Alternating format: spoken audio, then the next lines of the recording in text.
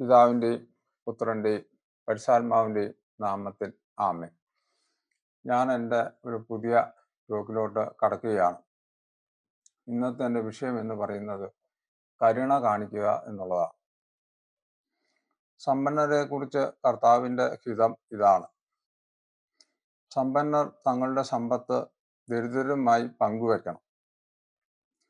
വചനം ഇപ്രകാരം പറയുന്നു: നിന്റെ സഹോദരൻ ദരിദ്രനാവുകയും തന്നെ സംരക്ഷിക്കാൻ അവന് വകയില്ലാതാവുകയും ചെയ്യുന്നെങ്കിൽ നീ അവനെ സംരക്ഷിക്കണം.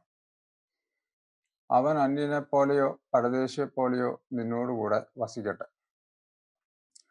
ധനികനായ യുവാവിനോട് യേശു പറഞ്ഞു: നീ പൂർണ്ണനാകാൻ ആഗ്രഹിക്കുന്നെങ്കിൽ പോയി നിനക്കുള്ളതെല്ലാം വിറ്റ് ദരിദ്രർക്ക് കൊടുക്കുക. അപ്പോൾ സ്വർഗത്തിൽ നിനക്ക് നിക്ഷേപം ഉണ്ടാകും. പിന്നെ വന്ന് എന്നെ അനുഗമിക്കുക. ബൈബിൾ ഇപ്രകാരം പറയുന്നു: മകനെ, പാവപ്പെട്ടവന്റെ ഉപജീവനം തടയരുത്. ആവശ്യക്കാരനെ കാത്തിരുത്തി വിഷമിപ്പിക്കരുത്. വിശക്കുന്നവനെ ദുഃഖിപ്പിക്കരുത്. ഇല്ലാത്തവനെ ക്ഷോഭിപ്പിക്കരുത്. യാചകന് ദാനം താമസിപ്പിക്കുകയും അരുത്. കർഷത അനുഭവിക്കുന്ന ശരണാർത്ഥിയെ നിരാകരിക്കുകയോ ദരിദ്രനിൽ നിന്ന് മുഖം തിരിക്കുകയോ ചെയ്യരുത്. ആവശ്യക്കാരനിൽ നിന്ന് കണ്ണു തിരിക്കരുത്. ദരിദ്രന് കൈ തുറന്നു കൊടുക്കുക. അങ്ങനെ നീ അനുഗ്രഹപൂർണനാകട്ടെ. ദാനധർമ്മമായിരിക്കട്ടെ നിന്റെ നിക്ഷേപം. എല്ലാ തിന്മകളിൽ നിന്ന് അത് നിന്നെ രക്ഷിക്കും. നിനക്ക് ചെയ്യാൻ കഴിവുള്ള നന്മ അത് ലഭിക്കാൻ അവകാശമുള്ളവർക്ക് നിഷേധിക്കരുത്.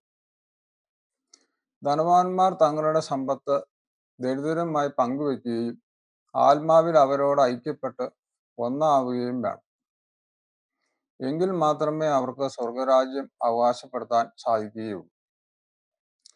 ദരിദ്രർക്ക് ദാനം കൊടുത്തതിൻ്റെ തോതനുസരിച്ചാണ് അവർ സ്വർഗം പണിയുന്നത്. എന്തെന്നാൽ ദരിദ്രർക്ക് കൊടുക്കുന്നത് എന്തോ അത് യേശുവിന് തന്നെയാണ് കൊടുക്കുന്നത്. ബൈബിളിലെ ധനവാനും ലാസറും എന്ന ഉമ്മയിലെ ധനവാൻ വ്യഭിചാരം ചെയ്തില്ല, കൊല ചെയ്തില്ല, ഒരുപക്ഷെ ആരെയും ചൂഷണം ചെയ്തതുമില്ല. അയാൾ പൈതൃകമായി ലഭിച്ച സമ്പത്ത് കൊണ്ട് ജീവിച്ചതുമായിരിക്കാം. പിന്നെ എന്തായിരുന്നു ധനവാന്റെ പാപം? അവന്റെ പടിവാതിക്കൽ കിടന്ന ലാസർ എന്ന പാവപ്പെട്ടവനുമായി തൻ്റെ സമ്പത്ത് പങ്കുവെച്ചില്ല എന്നതായിരുന്നു അവന്റെ പാപം. ഇത്രയും നേരം ഞാൻ പറഞ്ഞതിൻ്റെ രത്നച്ചുരുക്കം ഇതാണ്: നമ്മൾ മറ്റുള്ളവരോട് കരുണ കാണിക്കണമെന്ന് ദൈവം ആഗ്രഹിക്കുന്നു. ബൈബിളിൽ വളരെ വ്യക്തമായി ബൈബിൾ പറയുന്നു നമ്മൾ മറ്റുള്ളവരോട് കരുണ കാണിക്കണം എന്ന്. വചനം ഇപ്രകാരം പറയുന്നു: കരുണയില്ലാത്തവന്റെ മേൽ കാരുണ്യരഹിതമായ വിധി വരും. ഒരു സംഭവം ഞാൻ നിങ്ങളോട് പറയാം.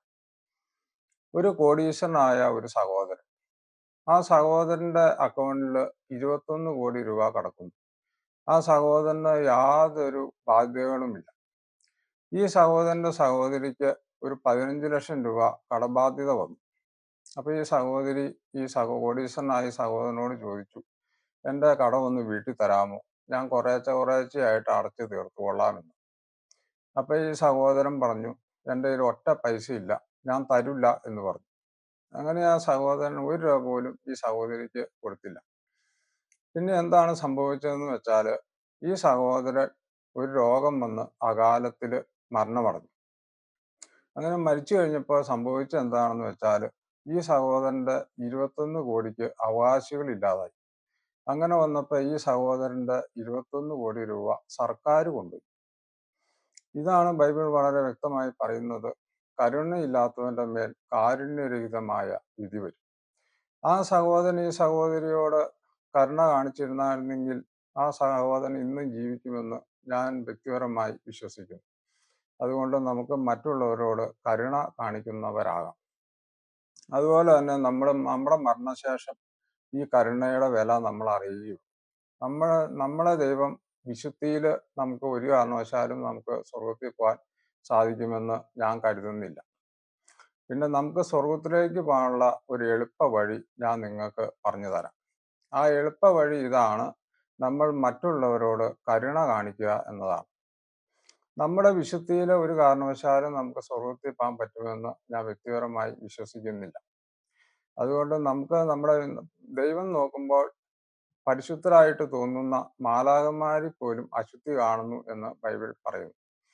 അതുകൊണ്ട് നമ്മളെ ദൈവം മരണശേഷം നമ്മുടെ വിശുദ്ധിയിലെ ദൈവം നീതിയിൽ തൂക്കുകയാണെങ്കിൽ, നമ്മൾ നീതിയെ തുലാസിൽ തൂക്കുകയാണെങ്കിൽ ഒരു കാരണവശാലും നമുക്ക് സ്വർഗത്തിൽ പോകാൻ പറ്റുകയില്ല. അതുകൊണ്ട് സ്വർഗത്തിലേക്ക് പോകാനുള്ള എളുപ്പവഴി എന്ന് പറയുന്നത് നമ്മൾ മറ്റുള്ളവരോട് കരുണ കാണിക്കുക എന്നുള്ളതാണ്. നമ്മുടെ ഒരുമട്ട പാവങ്ങളെല്ലാം നമ്മൾ മറ്റുള്ളവരോട് കരുണ കാണിച്ചു കഴിഞ്ഞാൽ അതിമോചിതമായി കാണുന്നു. ബൈബിളിൽ ഒത്തിരി സംഭവങ്ങൾ പറയുന്നുണ്ട്. കർത്താവിൻ്റെ ഒത്തിരി ഉപമകളും അങ്ങനെ തന്നെയുണ്ട്. അതുകൊണ്ട് നമുക്ക് മറ്റുള്ളവരോട് കരുണ കാണിക്കുന്നവരായി മാറാം. ദരിദ്രനോട് ദയ കാണിക്കുന്നവൻ കർത്താവിനാണ് കടം കൊടുക്കുന്നത്, അവിടുന്ന് ആ കടം വീട്ടും എന്ന് വചനം വളരെ വ്യക്തമായി പറയും. അതുകൊണ്ട് നമ്മൾ മറ്റുള്ളവരോട് കരുണ കാണിച്ചു കഴിഞ്ഞാൽ ഈ ലോകത്തിലും ദൈവം നമ്മോട് കരുണ കാണിക്കും. അതുപോലെ തന്നെ മരിച്ചു കഴിയുമ്പോൾ നമുക്ക് സ്വർഗത്തിൽ പോകാൻ പറ്റും എന്ന് ഞാൻ ഉറച്ച് വിശ്വസിക്കുന്നു. നമുക്ക് കരുണയില്ലെങ്കിൽ, നമ്മൾ മറ്റുള്ളവരോട് കരുണ കാണിച്ചില്ലെങ്കിൽ ദൈവം നമ്മോടും കരുണ കാണിക്കുകയില്ല എന്ന് ബൈബിൾ വളരെ വ്യക്തമായി പറയുന്നു. അതുകൊണ്ട് നമ്മുടെ അടുത്ത ഒരു സഹായത്തിനായി ഒരു ദരിദ്രൻ വന്നു കഴിഞ്ഞാൽ നമുക്ക് അയാൾ അറിയിക്കുന്നതാണെങ്കിൽ നമുക്ക് സഹായം കൊടുക്കാൻ സാധിക്കുമെങ്കിൽ നമ്മൾ ഒരു സഹായം അദ്ദേഹത്തിന്, ആ ദരിദ്രന് കൊടുക്കുകയാണ് വേണ്ടത് എന്നാണ് ബൈബിൾ പറയുന്നത്. അതുകൊണ്ട് ബൈബിൾ നമ്മൾ മുഴുവൻ പഠിക്കുമ്പോൾ ബൈബിൾ ഒരു കരുണയുടെ പുസ്തകമാണ്. മറ്റുള്ളവരോട് കരുണ കാണിക്കാനാണ് ബൈബിൾ പറയുന്നത്. നമ്മുടെ കർത്താവിനെ തന്നെ എടുത്തു കഴിഞ്ഞാൽ കർത്താവിനോട് ക്രൂരമായാണ് ജനങ്ങൾ പെരുമാറിയത്. ക്രൂരമായി കർത്താവിനെ പീഡിപ്പിക്കുകയും അവസാനം കുരിശിൽ തറച്ച് മൃഗീയമായി കൊല്ലുകയും ചെയ്തു. എന്നിട്ട് പോലും കുരിശിൽ കടന്ന് മരിക്കാൻ നേരത്ത് കർത്താവ് പറഞ്ഞ എന്താണ്? ഇവർ ചെയ്യുന്നത് എന്തെന്ന് ഇവർ അറിയുന്നില്ല, ഇവരോട് ക്ഷമിക്കണമേ എന്നല്ലേ നമ്മുടെ കർത്താവ് പറഞ്ഞത്. അത് നമ്മുടെ കർത്താവിന് നമ്മളോടുള്ള കരുണയായിരുന്നു എന്ന് ഞാൻ വിശ്വസിക്കുന്നു. അതുകൊണ്ട് ബൈബിൾ വളരെ വ്യക്തമായി പഠിപ്പിക്കുന്നു, നമ്മൾക്ക് മറ്റുള്ളവരോട് കരുണ കാണിക്കുന്നവരാകാം. അങ്ങനെ നമ്മൾ മറ്റുള്ളവരോട് കരുണ കാണിക്കുമ്പോൾ വലിയവനായ ദൈവം നമ്മോടും കരുണ കാണിക്കും. ഇന്നത്തെ എൻ്റെ ടോക്ക് നിങ്ങൾക്ക് ഇഷ്ടപ്പെട്ടെങ്കിൽ നിങ്ങൾ സബ്സ്ക്രൈബ് ചെയ്യുക, ലൈക്ക് ചെയ്യുക. കൂടുതൽ കാര്യങ്ങൾ ഞാൻ എൻ്റെ അടുത്ത ടോക്കിൽ പറഞ്ഞുകൊള്ളാം. നിങ്ങൾക്ക് ഏവർക്കും എൻ്റെ ഹൃദയം നിറഞ്ഞ നന്ദി, നമസ്കാരം.